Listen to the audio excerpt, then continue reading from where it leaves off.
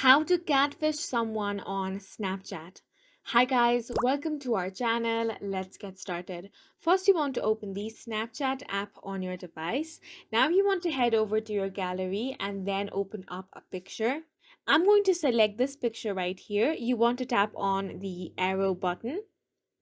Now tap on the scissors icon. Now you simply want to select the area. So make sure you select the entire face.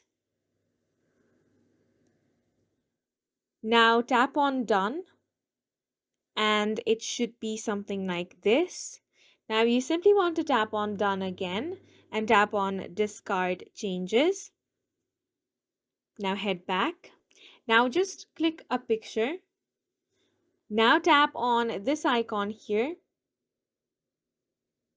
Now tap on the scissor icon and you should find the picture